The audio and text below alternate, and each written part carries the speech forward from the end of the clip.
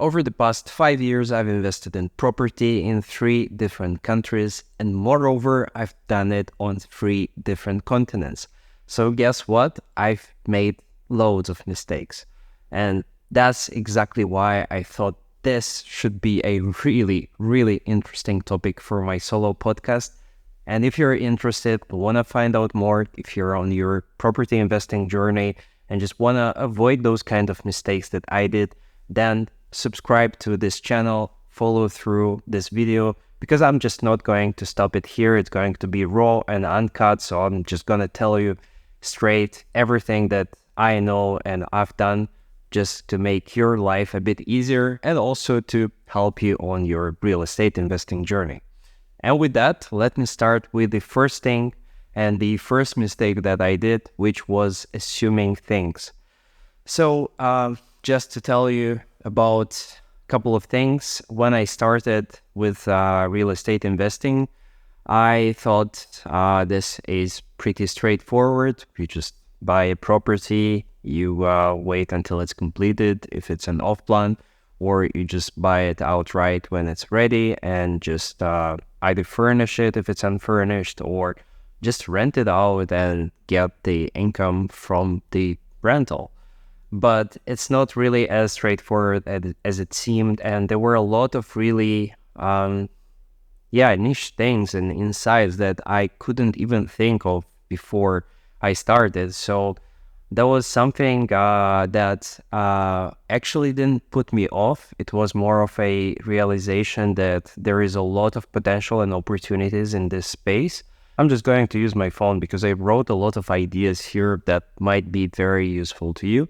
And the first thing which I want to talk about is basically when I started trying to leverage my investments and reaching out to the banks and trying to see what kind of loans they offer and so on, and whether what are the requirements to get all those loans. And the assumption mistake that I did was that I believed initially that everything that is written on paper, that's the actual truth, and only that is the way that this is going to proceed forward.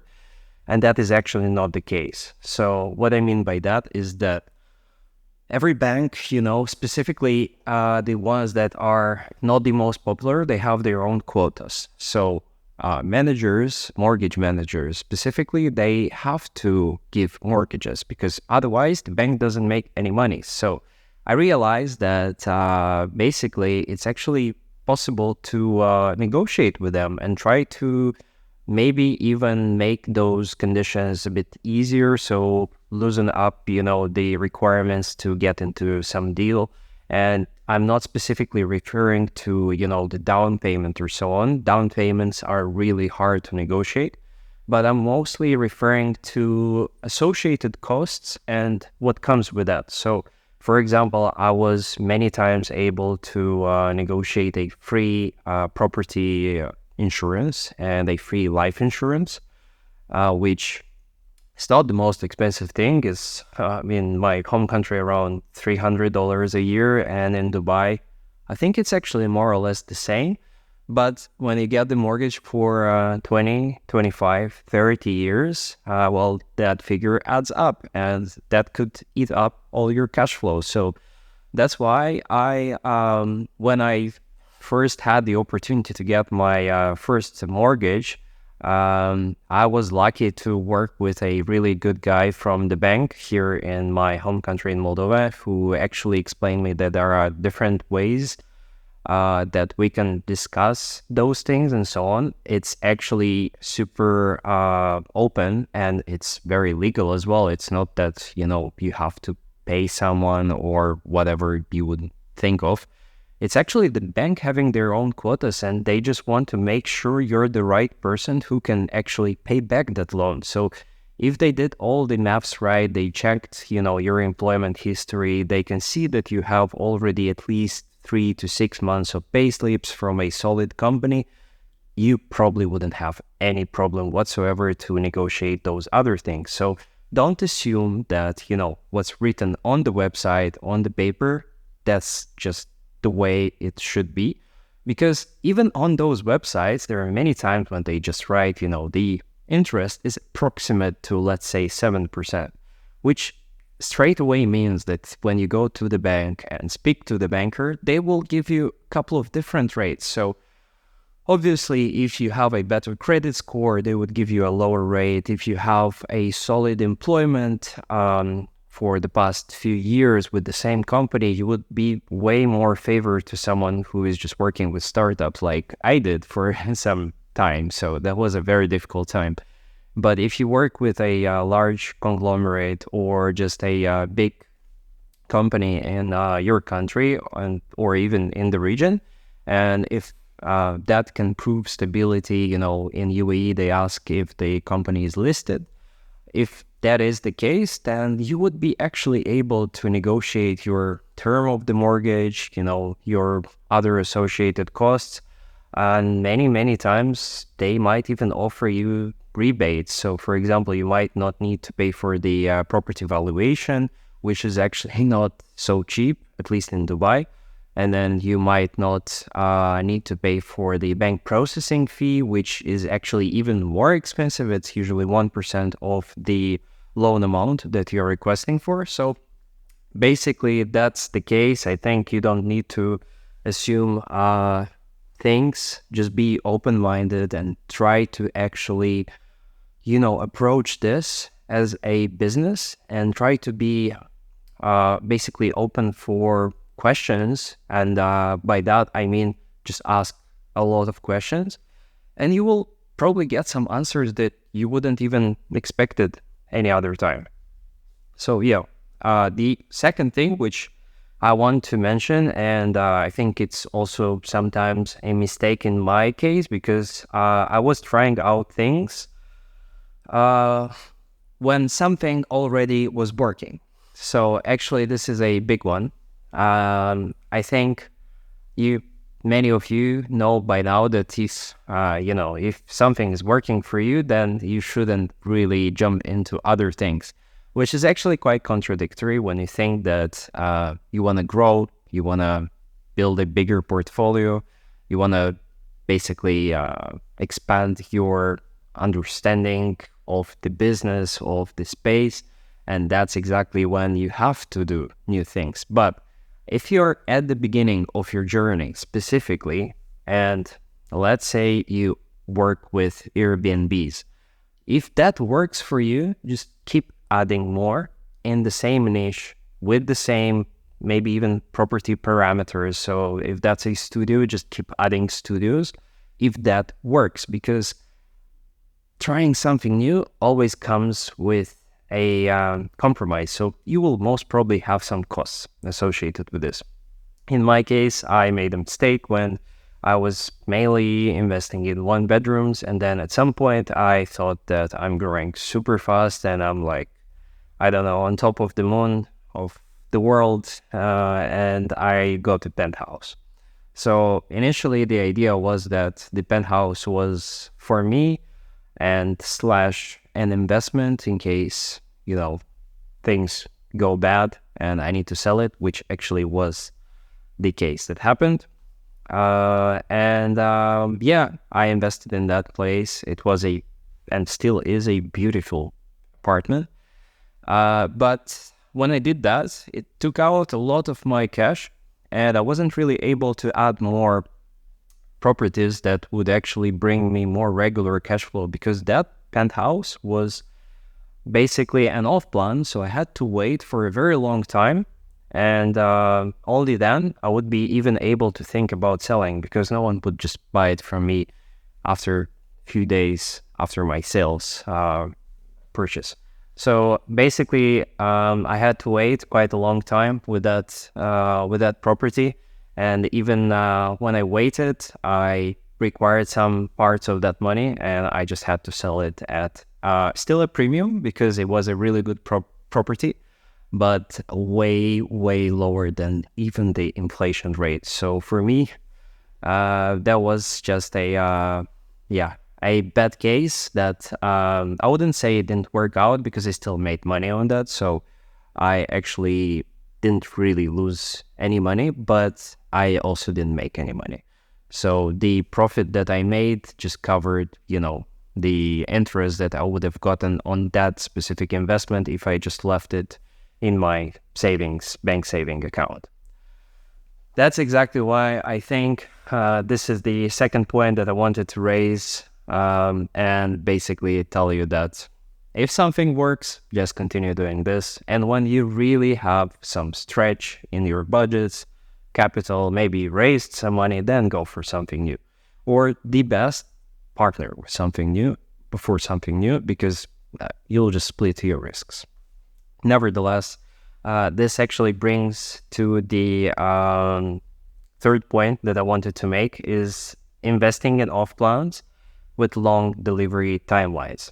So this is a same mistake that I made, but I know that many people do this as well, is actually purchasing something that is just going to be ready after 5, 6. There are even developers who tell you that it's going to be ready after 7 years.